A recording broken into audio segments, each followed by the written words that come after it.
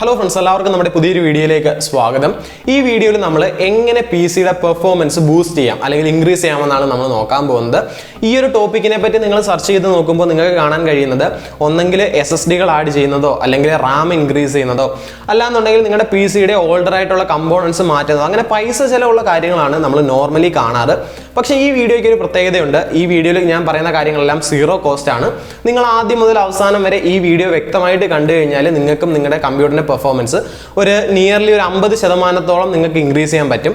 ഇത് നിങ്ങളെ കാണിച്ചു തരാൻ വേണ്ടി ഞാൻ എൻ്റെ കമ്പ്യൂട്ടറിൽ ഈ പ്രോസസ്സ് എല്ലാം ചെയ്യുന്നതിന് മുന്നേ GTA 5 കളിച്ചു. ആ GTA 5 കളിക്കുന്ന സമയത്ത് ഞാൻ എൻ്റെ പിസിയുടെ സ്റ്റാറ്റസ് എത്ര FPS-ലാണ് കളിക്കുന്നത്, എത്രത്തോളം ടെമ്പറേച്ചറിൽ നമ്മുടെ CPU എത്തുന്നുണ്ട്, അതുപോലെ തന്നെ എത്ര % CPU വർക്ക് ചെയ്യുന്നുണ്ട്, അങ്ങനെയുള്ള പാരാമീറ്റേഴ്സ് എല്ലാം ഞാൻ റെക്കോർഡ് ചെയ്ത് വെച്ചിട്ടുണ്ട്. അതിനുശേഷം വീഡിയോയുടെ അവസാനം ഞാൻ ഈ സ്റ്റെപ്പുകളെല്ലാം ഫിനിഷ് ചെയ്ത് കഴിഞ്ഞപ്പോൾ അതിൽ എന്തൊക്കെ മാറ്റങ്ങൾ വന്നു എന്ന് നിങ്ങളെ ഞാൻ കാണിച്ചു തരുന്നുണ്ട്. സോ നിങ്ങൾക്ക് എന്നെ വിശ്വാസമായിരിക്കും എന്ന് ഞാൻ വിശ്വസിക്കുന്നു. വീഡിയോയിലേക്ക് പോകുന്നതിന് മുമ്പ് നമ്മൾ ഈ ചാനലിൽ game related and PC related videos ആണ് കൂടുതലും ചെയ്യാറ്. സോ ഇതൊക്കെ ഇഷ്ടമുള്ളവരാണെങ്കിൽ തീർച്ചയായിട്ടും ചാനൽ സബ്സ്ക്രൈബ് ചെയ്യുക. അതുപോലെ തന്നെ വീഡിയോ യൂസ്ഫുൾ ആണെന്ന് തോന്നുകയാണെങ്കിൽ തീർച്ചയായിട്ടും ലൈക്ക് ചെയ്യുക, നിങ്ങളുടെ ഫ്രണ്ട്സുമായിട്ട് ഷെയർ ചെയ്യുക. സോ സമയം ഒട്ടും കളയാൻ നമുക്ക് നേരെ വീഡിയോയിലേക്ക് പോകാം.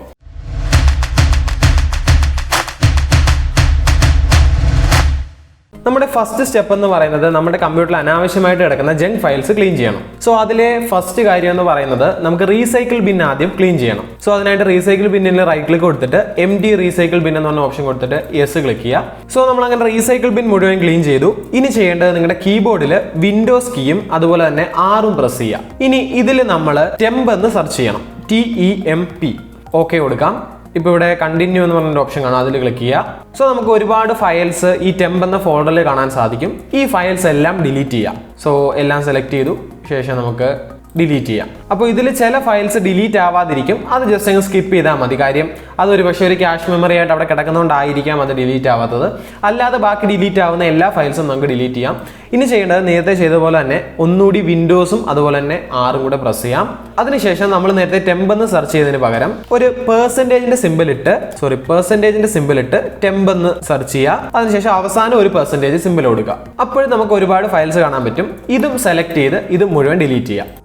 സോ ഡിലീറ്റ് ആവുന്ന എല്ലാ ഫയലുകളും ഡിലീറ്റ് ചെയ്ത് കളഞ്ഞേക്കുക. ഇതൊന്നും ആവശ്യമുള്ള ഫയലല്ല, എല്ലാം നമ്മുടെ സിസ്റ്റത്തിന് മെമ്മറി യൂസ് ചെയ്യുന്ന ജങ്ക് ഫയൽസ് മാത്രമാണ്. ഇനിയും ഒന്നുകൂടി വിൻഡോസും അതുപോലെ തന്നെ R-ഉം പ്രസ് ചെയ്യാം. ഇനി ഇവിടെ പ്രീഫെച്ച് എന്ന് ടൈപ്പ് ചെയ്യാം. PREFETCH. അതിനുശേഷം ഓക്കെ കൊടുക്കാം. ഇവിടെ നമുക്ക് ഇങ്ങനെ ഒരു കമാൻഡ് ബോക്സ് വരും, അവിടെ കണ്ടിന്യൂ കൊടുക്കുക. ഇനി ഇതും എല്ലാം സെലക്ട് ചെയ്ത ശേഷം നമുക്ക് അതും ഡിലീറ്റ് ചെയ്യാം. സോ ഡിലീറ്റ് ആവാത്തുണ്ടെങ്കിൽ ജസ്റ്റ് സ്കിപ്പ് കൊടുക്കുക. ഇനി നമ്മൾ ചെയ്യേണ്ടത് വിൻഡോസ് ഡ്രൈവിലുള്ള ജങ്ക് ഫയൽസ് റിമൂവ് ചെയ്യണം. അതിനായിട്ട് നമ്മുടെ മൈ കമ്പ്യൂട്ടർ ഓപ്പൺ ചെയ്യുക. അതിനുശേഷം നമ്മുടെ വിൻഡോസ് ഇൻസ്റ്റാൾ ചെയ്തിരിക്കുന്ന ഡ്രൈവ് കാണുമല്ലോ. ഒട്ടുമിക്ക എല്ലാവരുടെയും ലോക്കൽ ഡിസ്ക് സിയിലായിരിക്കും നമ്മുടെ വിൻഡോസ് ഇൻസ്റ്റാൾ ചെയ്തിട്ടുള്ളത്. സോ അതിലൊന്ന് റൈറ്റ് ക്ലിക്ക് കൊടുത്തിട്ട് പ്രോപ്പർട്ടീസിൽ ക്ലിക്ക് ചെയ്യുക. പ്രോപ്പർട്ടീസിൽ ക്ലിക്ക് ചെയ്ത് കഴിയുമ്പോൾ നമുക്ക് ഇവിടെ ഡിസ്ക് ക്ലീനപ്പ് എന്ന് പറഞ്ഞൊരു ഓപ്ഷൻ കാണാൻ സാധിക്കും. അതിൽ ജസ്റ്റ് ഒന്ന് ക്ലിക്ക് ചെയ്യാം. സോ നമുക്ക് ഇവിടെ ഓക്കെ കൊടുക്കാം. അതിനുശേഷം നമുക്ക് ഡിലീറ്റ് ഫയൽസ് കൊടുക്കാം. ഇപ്പോൾ ഇവിടെ തന്നെ ഇതെല്ലാം അൺവാണ്ടഡ് ഫയൽസ് ആണെന്ന് പറയുന്നുണ്ട്. സോ നമുക്ക് പ്രത്യേകിച്ച് ഇഷ്യൂസ് ഒന്നും വരുന്നില്ല. സോ നമ്മൾ അങ്ങനെ കംപ്ലീറ്റ്ലി ജങ്ക് ഫയൽസ് റിമൂവ് ചെയ്ത് കഴിഞ്ഞു. ഇനി ചെയ്യേണ്ടത് നമുക്ക് സ്റ്റാർട്ടപ്പ് പ്രോഗ്രാംസ് ഡിസേബിൾ ചെയ്യണം. അതിനായിട്ട് നമുക്ക് ടാസ്ക് മാനേജർ ഓപ്പൺ ചെയ്യണം. ടാസ്ക് മാനേജർ ഓപ്പൺ ചെയ്യാൻ വേണ്ടി കൺട്രോളും ആൾട്ടും അതുപോലെ തന്നെ ഡിലീറ്റും കൂടെ ഒരുമിച്ച് പ്രസ് ചെയ്യുക. അപ്പോൾ ഇവിടെ ടാസ്ക് മാനേജർ എന്നൊരു ഓപ്ഷൻ വരും, അതിൽ ജസ്റ്റ് ഒന്ന് ക്ലിക്ക് ചെയ്യാം. ഇനി ഇൻ കേസ് ഇത്തരത്തിലല്ല നിങ്ങൾക്ക് വരുന്നതെന്നുണ്ടെങ്കിൽ ഒരുപക്ഷെ ഇങ്ങനെ ആയിരിക്കും വരുന്നത്. അപ്പോൾ ഇവിടെ ഈ മോർ ഡീറ്റെയിൽസ് എന്നുള്ള ബട്ടണിൽ ക്ലിക്ക് ചെയ്ത് കഴിഞ്ഞാൽ നിങ്ങൾക്ക് ഈ ഒരു അപ്പിയറൻസ് വരുന്നതായിരിക്കും. ഇനി ഇവിടെ സ്റ്റാർട്ടപ്പ് എന്ന് പറയുന്ന മെനുവിലേക്ക് പോവുക. ഈ ഒരു സ്റ്റാർട്ടപ്പ് മെനുവിലേക്ക് വരുമ്പോൾ നമുക്ക് ഒരുപാട് സോഫ്റ്റ്വെയർസിന്റെ പേര് കാണാൻ സാധിക്കും. ഇതിൽ സിസ്റ്റം സോഫ്റ്റ്വെയർസ് അല്ലാത്ത എല്ലാ സോഫ്റ്റ്വെയറുകളും നമുക്ക് ഡിസേബിൾ ചെയ്യാം. ഇൻ കേസ് ഏതെങ്കിലും ഒരു സോഫ്റ്റ്വെയർ നിങ്ങൾക്ക് സിസ്റ്റം സോഫ്റ്റ്വെയർ ആണോ അല്ലയോ എന്ന് അറിയത്തില്ലെങ്കിൽ അത് ലീവ് ചെയ്തേക്കുക, അതിൽ നിങ്ങൾ പണിയാൻ പോകണ്ട. അല്ലാതെ സിസ്റ്റം സോഫ്റ്റ്വെയർ അല്ല എന്ന് നിങ്ങൾക്ക് ബോധ്യമുള്ള എല്ലാ സോഫ്റ്റ്വെയറും നമുക്ക് ഡിസേബിൾ ചെയ്യാം. ഇനി നമ്മുടെ നാലാമത്തെ സ്റ്റെപ്പ് എന്ന് പറയുന്നത് വിൻഡോസ് 10 ആനിമേഷൻ നമുക്ക് ഓഫ് ചെയ്യണം. സോ അതിനായിട്ട് നിങ്ങളുടെ ദിസ് PCയിൽ പോയി റൈറ്റ് ക്ലിക്ക് കൊടുക്കുക. അവിടെ നമുക്ക് പ്രോപ്പർട്ടീസ് എന്ന് പറഞ്ഞൊരു ഓപ്ഷൻ കാണാൻ സാധിക്കും, അതിൽ ജസ്റ്റ് ഒന്ന് ക്ലിക്ക് ചെയ്യാം. പ്രോപ്പർട്ടീസിലേക്ക് പോയി കഴിയുമ്പോൾ റൈറ്റ് സൈഡിൽ അഡ്വാൻസ്ഡ് സിസ്റ്റം സെറ്റിംഗ്സ് എന്ന് പറഞ്ഞൊരു ഓപ്ഷൻ കാണാൻ സാധിക്കും, അതിൽ ജസ്റ്റ് ഒന്ന് ക്ലിക്ക് ചെയ്യാം. ഇവിടെ മേളിലായിട്ട് അഡ്വാൻസ്ഡ് എന്ന് പറഞ്ഞൊരു ഓപ്ഷൻ ഉണ്ട്, അതിൽ ക്ലിക്ക് ചെയ്യുമ്പോൾ നമുക്ക് ഇവിടെ സെറ്റിംഗ്സ് എന്നൊരു ഓപ്ഷൻ കാണാൻ സാധിക്കും. സെറ്റിംഗ്സിലേക്ക് പോവാം. അപ്പോൾ ഇവിടെ ഏറ്റവും താഴായിട്ട് അഡ്ജസ്റ്റ് ഫോർ ബെസ്റ്റ് പെർഫോമൻസ് എന്ന് പറഞ്ഞൊരു ബോക്സ് കാണാം, അതൊന്ന് മാർക്ക് ചെയ്തിട്ട് അപ്ലൈ കൊടുക്കുക. ശേഷം ഓക്കെ പ്രസ് ചെയ്യാം.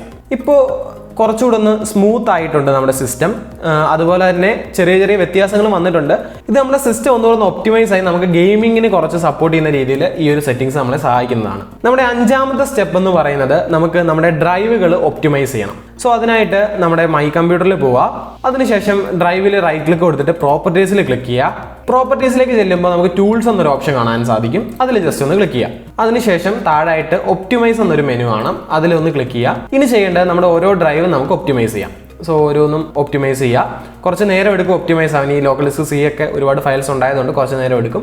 സോ ഇനി ചെറിയൊരു ടിപ്പ് എന്ന് പറയുന്നത് നമ്മുടെ അനാവശ്യമായിട്ട് ഏതെങ്കിലും സോഫ്റ്റ്വെയറുകൾ സിസ്റ്റത്തിൽ ഇൻസ്റ്റാൾ ചെയ്തിട്ടുണ്ടെങ്കിൽ അതെല്ലാം നമുക്ക് അൺഇൻസ്റ്റാൾ ചെയ്ത് കളയാം. നിങ്ങൾ യൂസ് ചെയ്യാതെ നിങ്ങൾ വെറുതെ ഏതെങ്കിലും സോഫ്റ്റ്വെയർസ് ഇൻസ്റ്റാൾ ചെയ്തിട്ടുണ്ടെങ്കിൽ അതങ്ങ് എടുത്ത് കളയാം. കാര്യം അങ്ങനെ ചെയ്യുമ്പോൾ നമ്മുടെ ലോക്കൽ ഡിസ്ക് സി ഒന്ന് ഫ്രീ അപ്പ് ആവുന്നുണ്ട്. അതുപോലെ തന്നെ ഒരിച്ചിരി മെമ്മറി നമുക്ക് ഫ്രീ അപ്പ് ആയി കിട്ടുന്നുണ്ട്. ഇതൊക്കെ ചെയ്യുമ്പോൾ എങ്ങനെ പോയാലും നമുക്ക് ചെറിയൊരു പെർഫോമൻസ് ബൂസ്റ്റ് ഇതിൽ നിന്ന് കിട്ടുന്നതായിരിക്കും. നമ്മുടെ അടുത്ത സ്റ്റെപ്പ് എന്ന് പറയുന്നത് ഒരു പവർ പ്ലാൻ ക്രിയേറ്റ് ചെയ്യണം. സോ അതിനായിട്ട് ആദ്യം ഇവിടെ സെർച്ച് മെനുവിൽ പോയിട്ട് പവർ ആൻഡ് സ്ലീപ്പ് സെറ്റിംഗ്സ് എന്ന് സെർച്ച് ചെയ്യാം. ഇവിടെ റൈറ്റ് സൈഡിലേക്ക് വരുമ്പോൾ നമുക്ക് അഡീഷണൽ പവർ സെറ്റിംഗ്സ് എന്ന് പറഞ്ഞൊരു ഓപ്ഷൻ കാണാൻ സാധിക്കും. അതിൽ ജസ്റ്റ് ഒന്ന് ക്ലിക്ക് ചെയ്യുക. ഇനി നമുക്ക് ഇവിടെ ലെഫ്റ്റിൽ ക്രിയേറ്റ് എ പവർ പ്ലാൻ എന്ന് പറഞ്ഞൊരു ഓപ്ഷൻ കാണാം. അതിലും ജസ്റ്റ് ഒന്ന് ക്ലിക്ക് ചെയ്യുക. അതിനുശേഷം ഇവിടെ ഏറ്റവും അവസാനം ഹൈ പെർഫോമൻസ് എന്ന് പറഞ്ഞൊരു ബോക്സ് കാണാം. അതൊന്ന് സെലക്ട് ചെയ്തിട്ട് നിങ്ങൾക്ക് ഇഷ്ടമുള്ളൊരു പേര് കൊടുക്കാം. സോ പെർഫോമൻസ് എന്ന് കൊടുത്ത് നെക്സ്റ്റ് കൊടുക്കുക, ക്രിയേറ്റ് കൊടുക്കുക. സോ നമ്മൾ പുതിയൊരു പവർ പ്ലാൻ ക്രിയേറ്റ് ചെയ്തു. ഇത്തരത്തിൽ പവർ പ്ലാൻ ക്രിയേറ്റ് ചെയ്യുമ്പോൾ നമുക്കൊരു പെർഫോമൻസ് ഹൈക്ക് വരുന്നുണ്ട്. ഇനി ചെയ്യേണ്ടത് നമ്മുടെ ഡിസ്പ്ലേ അല്ലെങ്കിൽ ഗ്രാഫിക്സ് ഡ്രൈവറുകൾ അപ്ഡേറ്റ് ചെയ്യണം. നിങ്ങൾ യൂസ് ചെയ്യുന്നത് എൻവിഡിയയുടെ ഗ്രാഫിക്സ് കാർഡുകളാണെന്നുണ്ടെങ്കിൽ നിങ്ങൾ ഗൂഗിളിൽ പോയി ജസ്റ്റ് എൻവിഡിയ ഗ്രാഫിക്സ് ഡ്രൈവേഴ്സ് എന്ന് പറഞ്ഞൊന്ന് സെർച്ച് ചെയ്യുക.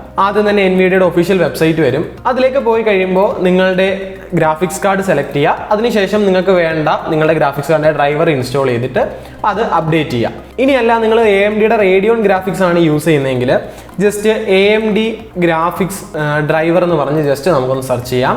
സെർച്ച് ചെയ്യുമ്പോൾ നമുക്ക് AMDയുടെ ഒരു സോഫ്റ്റ്വെയർ കിട്ടുന്നുണ്ട്. ഈ സോഫ്റ്റ്വെയർ ഡൗൺലോഡ് ചെയ്യുക. ഞാൻ AMDയുടെ ഗ്രാഫിക്സ് കാർഡ് ആണ് യൂസ് ചെയ്യുന്നത്. അതുകൊണ്ട് തന്നെ ഞാൻ നേരത്തെ തന്നെ ഈ ഒരു സോഫ്റ്റ്വെയർ ഡൗൺലോഡ് ചെയ്തിട്ടുണ്ടായിരുന്നു. സോ ഇതിന്റെ ഹോം സെക്ഷനിലേക്ക് വരുമ്പോൾ നമുക്കിവിടെ ഡ്രൈവർ ആൻഡ് സോഫ്റ്റ്വെയർ എന്ന് പറഞ്ഞ ഓപ്ഷനിൽ നമ്മളുടെ ഡ്രൈവറിന്റെ കറണ്ട് വേർഷനും അതുപോലെ തന്നെ അവൈലബിൾ ആയിട്ടുള്ള വേർഷനും നമുക്ക് അറിയാൻ സാധിക്കും. സോ ഇൻ കേസ് നിങ്ങളുടെ ഡ്രൈവർ പഴയതാണെങ്കിൽ നമുക്ക് ഡയറക്റ്റ് ഡൗൺലോഡ് ചെയ്യാൻ ഒരു ഓപ്ഷൻ കൂടി ഉണ്ട്. ഒരു സ്ട്രേറ്റ് ഫോർവേഡ് പ്രോസസ് ആണ് AMDയുടെ ഗ്രാഫിക്സ് ഡ്രൈവറിന്റെ കാര്യം എന്ന് പറഞ്ഞാൽ.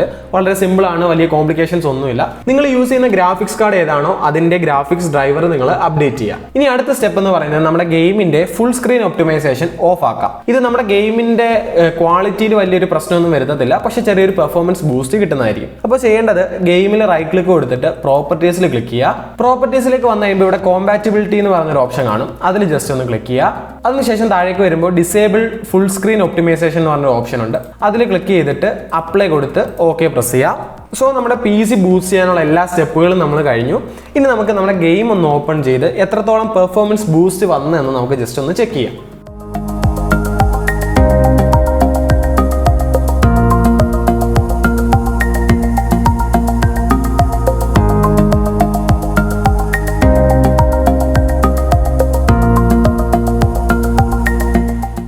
ഇപ്പം നിങ്ങളിവിടെ നോക്കുകയാണെങ്കിൽ നമ്മൾ നേരത്തെ കളിച്ച എക്സ്പീരിയൻസും ഇപ്പോൾ കളിച്ച എക്സ്പീരിയൻസും തമ്മിൽ ഒരുപാട് വ്യത്യാസം വന്നു.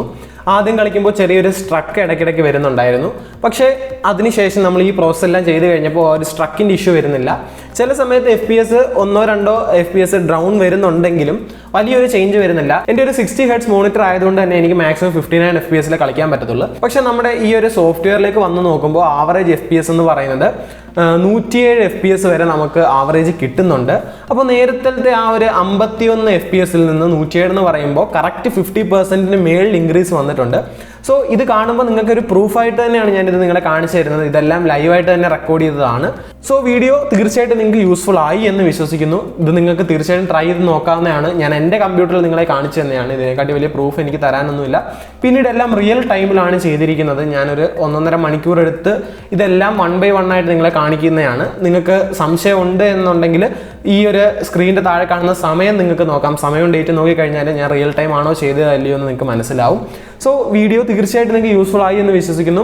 വീഡിയോ ഇഷ്ടപ്പെട്ടാൽ വീഡിയോ തീർച്ചയായിട്ടും ലൈക്ക് ചെയ്യുക, ഷെയർ ചെയ്യുക, ചാനൽ സബ്സ്ക്രൈബ് ചെയ്യുക. സോ മറ്റൊരു കിടിലൻ വീഡിയോ ആയിട്ട് നമുക്ക് അടുത്ത ദിവസം കാണാം. അതുവരെ ബൈ.